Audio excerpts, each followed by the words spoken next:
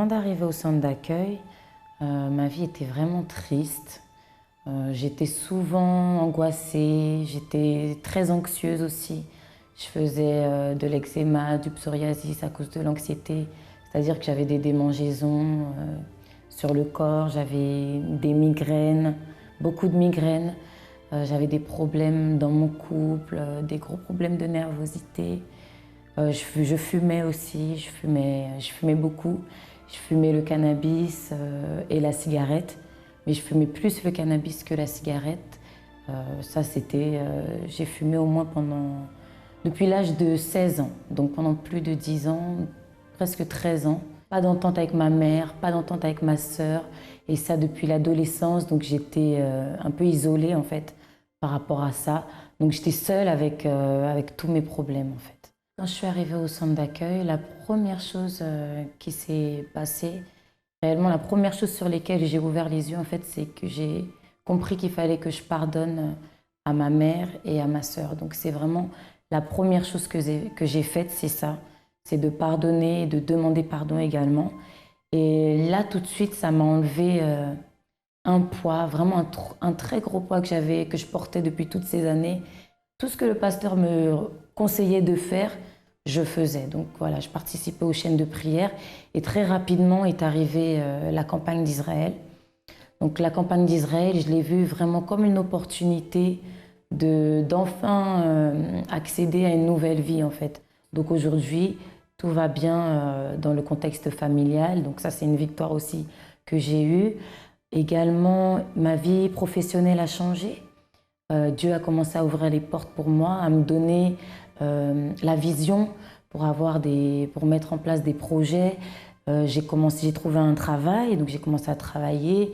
Dieu a permis que j'ai un travail qui me permette de m'investir toujours dans ma vie spirituelle, dans mon projet et en même temps de rétablir ma vie financière. Aujourd'hui, je ne saurais même pas comment dire à quel point je suis heureuse. J'ai la paix, Dieu m'a donné son esprit. Donc je me sens forte, je me sens vainqueur dans toute chose que j'entreprends. Et voilà, je sais qu'il est avec moi. C'est ce qui me rend heureuse aujourd'hui. Alors, arrivée au centre d'accueil, je suis arrivée au centre d'accueil malade. Malade, pourquoi? Parce que déjà, j'étais anorexique. Je suis arrivée anorexique. On m'avait diagnostiqué anorexique boulimique. J'avais aussi des problèmes de santé. J'avais aussi des problèmes au cœur. J'avais aussi des problèmes mentaux, on va dire, puisqu'on m'a enfermée en hôpital psychiatrique parce que je voyais chez moi des ombres, du sang, je faisais souvent des crises, je parlais toute seule. Donc en fait,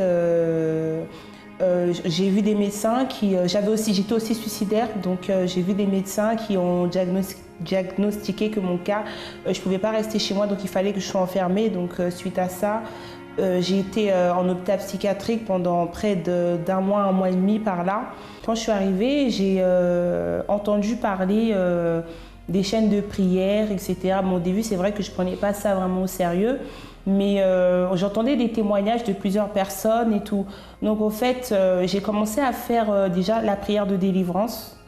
Ensuite, j'ai entendu parler de la campagne d'Israël. Bon, la campagne d'Israël, je ne connaissais pas trop, mais il y avait aussi des témoignages par rapport à ça. Bonjour à tous, soyez bienvenus à cette émission France en direct. Beaucoup de personnes arrivent au centre d'accueil avec un problème que le monde ou soit que la science ne peut pas résoudre, parce que sont des problèmes d'origine spirituelle. Quand il y a un problème d'origine spirituelle, c'est nécessaire faire la thérapie spirituelle. Il n'y a pas de science qui puisse résoudre. Beaucoup de personnes qui vont au médecin, elles sont malades, et elles ont des douleurs, mais le médecin ne trouve pas la raison, la source du problème, et disent non, vous n'avez rien. Mais la personne, elle souffre, elle a des douleurs. Et la vie d'une personne ne marche pas financièrement. D'un moment à l'autre, toute la situation change. La vie financière ne marche pas, la vie familiale ne marche pas, toutes les choses qu'elle entreprennent donnent erronées. Pourquoi? Qu'est-ce qui se passe? Sachez qu'il y a un monde invisible, il y a des forces du mal qui agissent dans la vie d'une personne. Et s'il n'a pas la thérapie, la délivrance, sa vie ne changera pas. Écoutez ce témoignage. Comment était votre vie avant? Avant 4 ans en arrière, ma vie était complètement détruite. Oui, quand vous dites complètement détruite, ça veut dire J'étais vicieux, j'étais très malade. vicieux en quoi? En pornographie. Hmm. Donc j'ai resté des heures et des heures Oui. sur Internet pour regarder la pornographie. Ok. Et comment était votre vie financière, votre vie? Comment Ouais. étiez-vous? Excuse-moi, j'étais très malade, j'avais l'hémorroïde interne au point où il y avait le sang qui coulait quand je marchais, tout ça. Donc, et au point de vue spirituel, j'étais aussi vide. Donc, tout le temps, je m'énervais pour un oui et pour un non. Et quand je m'énervais, même 100 personnes peuvent venir pour me dire non. Donc, c'était une chose qui s'est présentée devant moi, je le prenais puis je lançais sur la personne qui était en face de moi. Donc, j'étais comme ça. Et votre vie financière? Ma vie financière était complètement détruite. En fait, j'avais pas aussi des papiers, du travail aussi. J'avais pas. Est-ce que vous croyez en Dieu avant?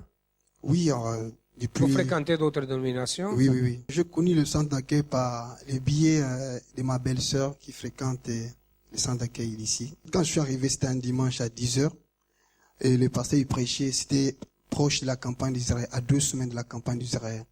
Le pasteur, il parlait des miracles, en fait. Est-ce que vous avez déjà vu le miracle dans votre vie? Il disait, voir une personne marcher avec les jambes, c'est normal. Mais est-ce que vous avez déjà vu une personne marcher avec la tête en bas et les jambes en haut? Après, il a expliqué que c'est ça que Dieu veut faire dans votre vie. Alors, ça m'avait touché. J'ai dit, mais comment le pasteur doit parler des choses comme ça? Après, à la fin de la prière, je vis le pasteur. Je lui ai parlé de ma vie, de ma situation. Il m'a dit, non, si tu veux lutter, si tu veux réussir dans la vie, il faut lutter. Est-ce que tu es prêt pour lutter? Je dis, oui, pasteur, je suis prêt pour lutter. En fait, quand l'opportunité est arrivée, après 2 semaines de la campagne d'Israël, je me suis lancé directement. Je n'ai même pas hésité. J'ai dit au pasteur que je voulais faire la campagne, mais le pasteur avait refusé, mais en insistant, je fais la campagne. Et juste 3 semaines à l'église, j'étais délivré de toutes les vices, quoi qu'il soit. 3 semaines, j'étais délivré. Première chose, c'est un changement. Oui. Ok. J'étais délivré. La première chose, c'est un changement.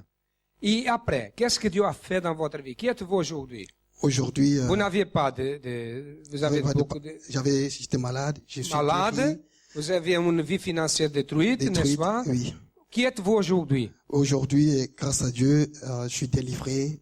Je sers Dieu. J'ai eu mes papiers. Et aujourd'hui, Vous n'aviez pas de papier? Non, avant? j'avais pas de papiers. Aujourd'hui, je suis entrepreneur. Entrepreneur. Oui. Vous avez une entreprise. Oui. Le centre d'accueil, pour moi, c'est comme une mère. Je prends le centre d'accueil comme une mère. Il me donne ce que la mère a donné pour son fils, qui puisse devenir une personne responsable. Qu'est-ce que Dieu a fait dans votre vie? Dieu a fait beaucoup de choses. Déjà, il m'a sorti de l'abîme. De là? De la vie. Il m'a recyclé en fait. J'étais vicieux, je vivais dans l'alcoolisme, dans la rue. J'avais Vous vivez dans la rue? carrément. Pourtant, j'ai des parents ici, mais je vivais dans la rue. Ma vie était une vie misérable en fait. Et comment avez-vous connu le centre d'accueil? C'est par une personne en fait de la famille qui a connu le centre d'accueil et il m'a invité quoi. Ok, qu'est-ce qui s'est passé? Il s'est passé que Dieu a commencé déjà pour restaurer ma vie, pour me délivrer des vices. Il m'a donné une vie que j'ai toujours rêvé avoir, mais que je ne pouvais pas l'avoir. Parce que je n'étais pas capable. Je n'étais pas quelqu'un qui... Je prends des décisions aujourd'hui, mais 2 minutes après, j'oublie, je ne le refais plus. Ça veut dire j'avance un peu, après je recule. Donc je ne fais pas ce qu'il faut faire pour pouvoir réussir dans la vie et avoir ce que je veux en fait. Ok, quand vous dites que vous étiez alcoolique, ça veut dire quoi? Que vous buvez de temps en temps ou vous vivez déjà dépendant de l'alcool? Non, je vivais dans l'alcool même. Je buvais tout le temps. Je peux aller jusqu'à... Vous étiez agressif? Ça dépend.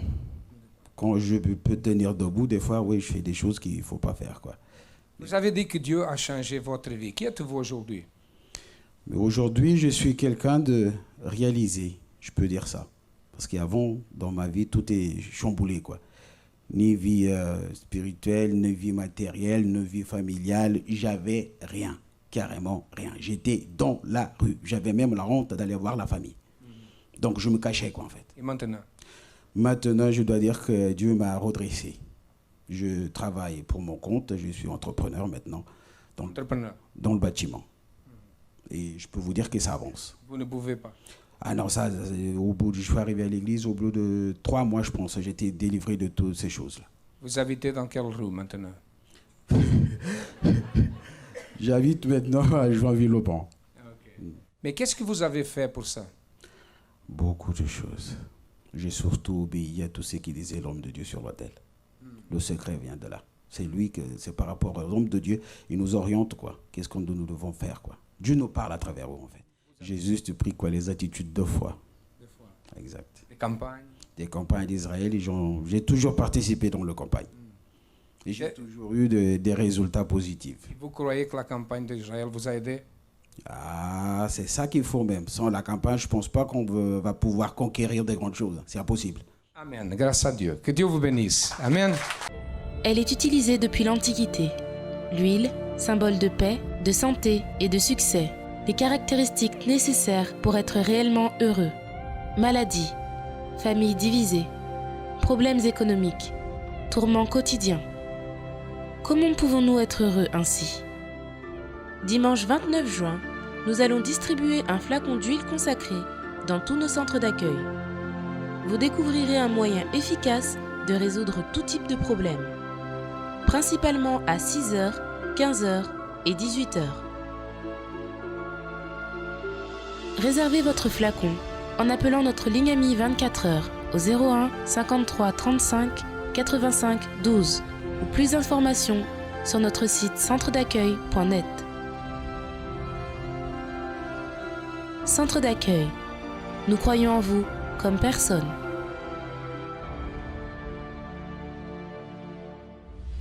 Aujourd'hui, la vie de ces personnes sont transformées.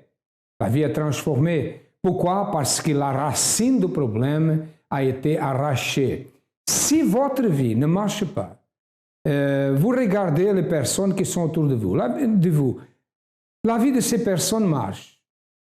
Vous faites le bien, vous aidez les autres, vous travaillez, vous donnez tout ce que vous avez de votre vie pour réussir, mais votre vie ne marche pas. C'est comme s'il y a une barrière, une muraille devant vous, invisible, et vous ne pouvez pas avancer. C'est comme si une chaîne invisible autour de vous qui vous empêche d'avancer. Et c'est vrai, si vous pensez comme ça, c'est ça même. Ça existe, mais c'est invisible, c'est spirituel. Et c'est nécessaire que ce mal soit arraché par la racine, que la source du problème soit détruite. Ni famille, ni les amis, ni conseillers, ni la science, personne ne peut nous aider. Seulement la thérapie spirituelle. La vie de ces personnes a changé, mais il y en a d'autres. Ils sont des millions, des centaines de millions au monde qui ont déjà trouvé la solution. Écoutez. Au centre d'accueil, je suis venu au centre d'accueil parce que j'avais un ami qui avait une boutique exotique où je venais boire. La boutique était située dans la rue de l'église. Quand, des années passées, quand j'ai eu un ami qui est décédé par suicide, là à la gare du Nord, qui s'est suicidé à la gare du Nord, ça m'a interpellé. Ça m'a interpellé parce qu'entre-temps, ma vie était complètement détruite aussi. Et ça m'a interpellé. C'est comme ça que je suis venu au centre d'accueil. Je me suis rappelé que là où tu allais boire, il y avait une église, ben vas-y voir. Donc c'est comme ça que je suis venu au centre d'accueil. Et au centre d'accueil, j'ai vu les pasteurs, on a commencé dans les chaînes de prière, tout et tout. Et également est venu après, dans l'année 2013, la campagne d'Israël, à laquelle j'ai participé. J'assistais également aux séances de délivrance les vendredis, surtout la délivrance les vendredis, parce que je savais déjà le problème que j'avais, le problème d'alcool, qui avait complètement détruit ma vie sociale, familiale et puis même professionnelle. J'ai fait la campagne d'Israël pour être bref, c'était pour ma vie spirituelle, hein, déjà, pour ma vie spirituelle. Parce que j'avoue que j'étais aussi dans d'autres... Avant de venir là, j'étais aussi dans d'autres églises. Hein. Vous voyez, dans d'autres églises où, bon, voilà, comme ça, comme ça, comme ça. Je dis non, je ne peux pas continuer comme ça, à danser, à vivoter. je veux bâtir ma vie sur le roc, sur le rocher que tu es. Mais c'est vrai, ma vie spirituelle, mais également ma vie financière et professionnelle. Donc, Seigneur, voilà. Toi-même, tu sais, tu me connais, je n'ai pas de grands mots ni de grandes phrases à faire. Je suis allé creuser, voilà. Donc, c'est comme ça que j'ai fait mon sacrifice. Ma vie actuellement, ma vie, ce que je suis libre et j'ai la paix. J'ai la paix, j'ai les moyens, les conditions d'aller vers les autres. J'ai cette, comment on appelle, cette assurance d'aller vers les autres. Parce qu'avant, j'étais très enfermé. C'est le cadeau, le merveilleux cadeau que Dieu m'a fait, c'est ça, c'est la paix intérieure en moi. Parce que je ne connaissais pas mon identité. L'alcool, la cigarette, la vie mondaine, ça c'est du passé. Et ensuite, ma vie professionnelle, financière, bénie. Le centre d'accueil, je peux dire que c'est une école, un endroit où on agit la foi. Je suis heureux parce que j'ai la paix et libre. Donc quand je suis arrivée au centre d'accueil, j'avais une vie complètement détruite, déjà à l'intérieur. J'étais stressée, angoissée, je ne dormais pas bien. Je faisais des cauchemars, j'avais des problèmes liés à ma vie sentimentale. J'étais en rupture avec mon ex-époux.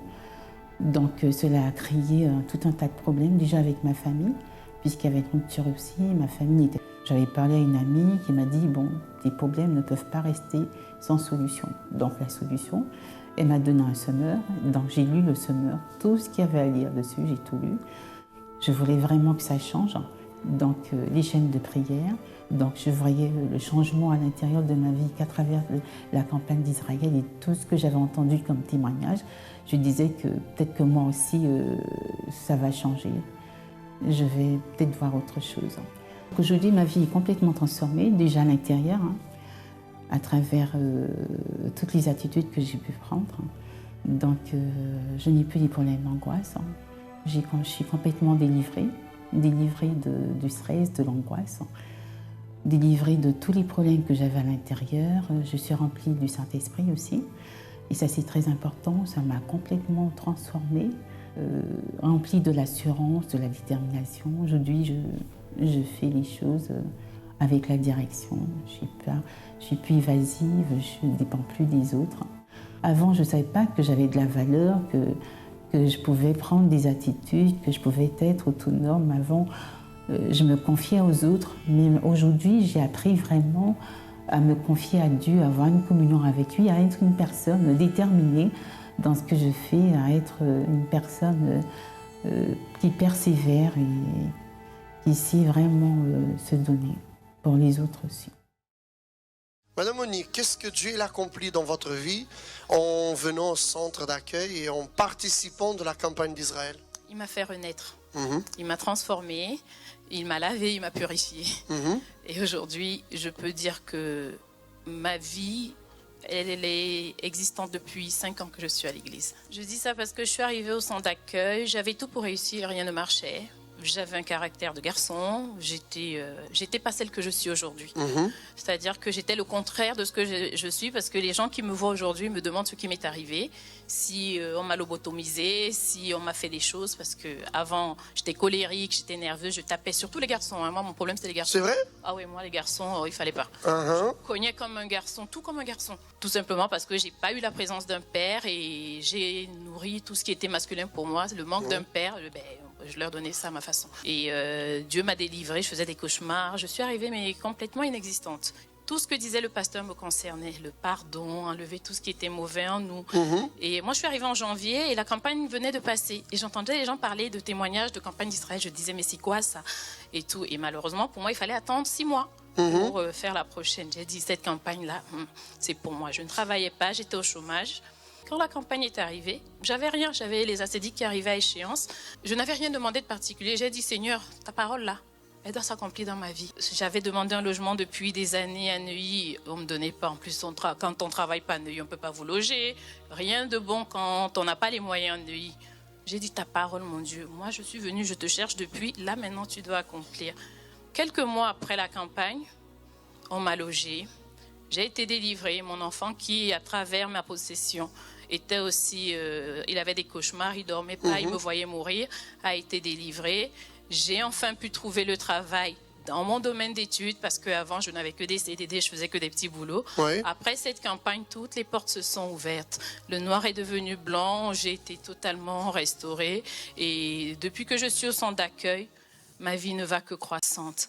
Et si on vous parle du sacrifice, moi, je l'ai fait en croyant, mais avec peur, je vous l'avoue. La première campagne, j'ai eu peur. J'ai dit, je n'ai rien, je vais déposer, comment je vais faire? Dieu est béni. Après mon sacrifice, même les choses que je n'avais pas, les gens qui me devaient des sous, les choses que j'avais complètement oubliées, elles sont toutes revenues. Mais il fallait aussi que je prenne une décision. Le Seigneur me demandait, enlève la colère, demande pardon. Moi, orgueilleuse de mon état, ah non, jamais, ça c'est pour les autres, c'est lui qui m'a fait. Donc... C'était votre pensée, hein? Oh, un combat. Un vrai. Enlever ça, c'était difficile, mais j'ai cru et j'ai accepté la parole de Dieu dans ma vie. Et aujourd'hui, je suis une femme, une vraie, je ne coigne plus les hommes, ils sont mes amis. Je parle comme une femme, je m'habille comme une femme et je sers Dieu de tout mon cœur parce que ce qu'il a fait dans ma vie, personne ne pouvait le faire. Totalement transformé. Totalement. Au centre d'accueil, l'impossible devient possible. C'est pour cela qu'aujourd'hui, nous présentons beaucoup de témoignages. Ces personnes qui sont venues, qui rendent témoignage, qui rendent témoignage, un jour ont écouté le témoignage d'autres personnes. C'est une chaîne. Et à travers ces témoignages, elles sont venues et aujourd'hui sont délivrées, ont une vie transformée dans tous les aspects. Et votre vie peut changer aussi. Ne pensez pas que vous êtes né pour souffrir, que c'est le destin. Le destin, c'est vous-même qui le faites. C'est vous qui préparez votre destin. Si vous acceptez le problème, si nous acceptons l'esclavage spirituel, si nous acceptons les échecs et nous pensons que ces échecs sont des choses normales, mes amis, nous sommes dans le chemin erroné. Au centre d'accueil, nous pensons que tout est possible. Et comme vous avez déjà vu, nous sommes en train de participer de la campagne d'Israël. La campagne d'Israël a commencé et ils sont beaucoup ceux qui ont trouvé la victoire. Nous allons ici écouter l'histoire d'une mère qui, un jour, la médecine a dit « ta fille est morte, il n'a rien à faire ». Croyez-vous qu'elle a ressuscité? Croyez-vous un miracle? Elle a participé de la campagne d'Israël. Regardez.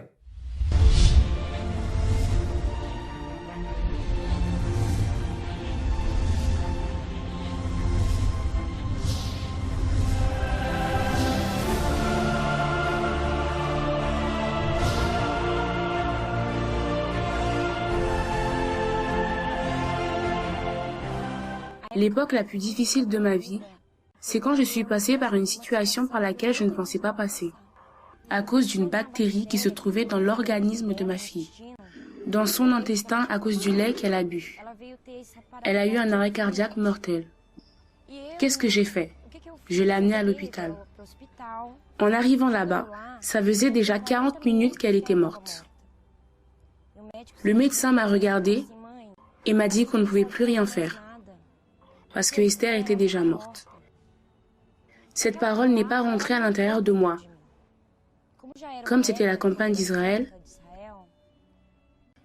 ce qui était dans mon cœur, c'était un propos de foi. J'ai mis toute ma vie sur l'autel. Et j'ai mis tout mon être aussi. C'était tout ou rien. Elle a été mise à la morgue de l'hôpital. C'est l'endroit là où il l'avait mise. Elle sentait déjà mauvais. Elle sentait mauvais. Il n'y a que moi qui m'en approchais. Quand quelqu'un prend la décision de faire le propos, elle a la conviction que ça va marcher.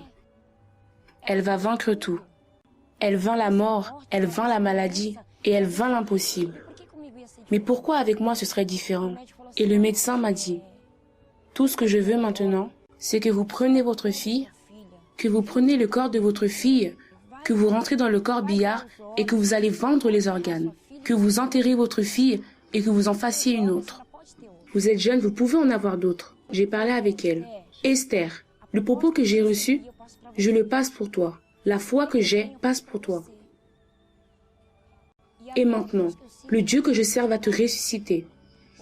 Le médecin a rigolé, a regardé l'heure et m'a dit, vous avez 10 secondes. Je donne 10 secondes pour que votre fille ressuscite. Si elle ne bouge pas, s'il ne se passe rien, je sors d'ici et je donne ses organes. et vous allez sortir d'ici pour l'hôpital psychiatrique. Parce que je vais vous interner. Parce que vous n'avez pas les conditions pour refaire un enfant ou vivre dans la société. Il a commencé à compter 10, 9, en tapant comme ça. 9, 8, 7, j'arrête. Tu peux arrêter, c'est fini. Arrête de jouer. J'ai parlé avec Dieu, maintenant c'est avec toi. Elle a essayé de bouger les yeux. Elle a commencé aussi à bouger la bouche. Elle n'avait plus de cils, de surcils.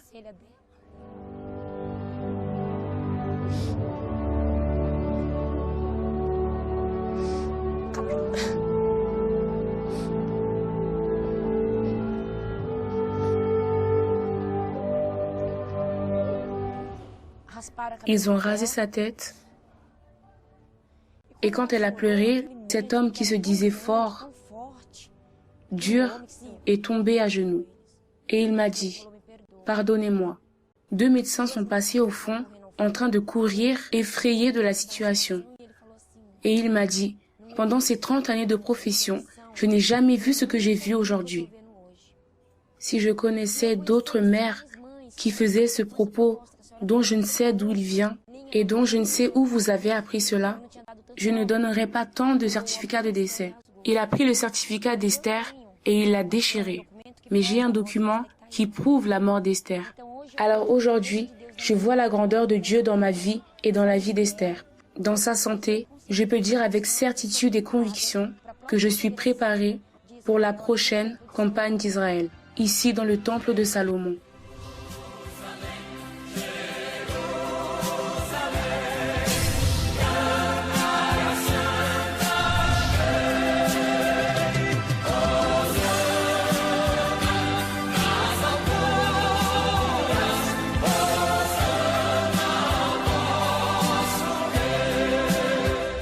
Résurrection, c'est ça qui s'est passé. Elle a sacrifié, elle a tout fait, elle a employé son courage à travers la pratique d'une foi intelligente et même la médecine, les médecins sont obligés de dire « vous êtes miraculeuse ». C'est ça, mes amis, le miracle existe quand nous faisons des choses extraordinaires. L'extraordinaire, il est réalisé quand nous réalisons aussi l'extraordinaire. La campagne d'Israël est là. Si vous voulez participer, si vous avez besoin de participer, dirigez-vous à un des centres d'accueil plus proches de vous. Nous sommes situés au 254 de rue du Faubourg Saint-Martin, au 10e arrondissement à Paris. Nous sommes ouverts du matin au soir, 7 jours par semaine. Ils ne ferment pas, ferment pendant la nuit. Nous avons d'autres centres d'accueil. Cherchez le plus proche de vous et sachez, il y a toujours une solution. À demain. Et que Dieu vous bénisse à tous abondamment.